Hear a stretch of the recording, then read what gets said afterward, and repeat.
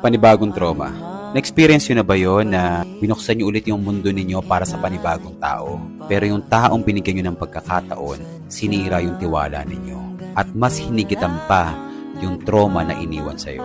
Lagi yung tatandaan na kapag ang isang tao galing sa isang matinding trauma at kapag binuksan nila ulit yung puso nila, handa na yan ulit magmahal. Handa na ulit yan sumugal. Na binuo na yan ng proseso. Na nasasayang dahil sa mga taong saksi sila sa pinagdaanan ng tao pero hinayaan nilang mangyari yung mga sitwasyon na kinakatakutan nilang mangyari.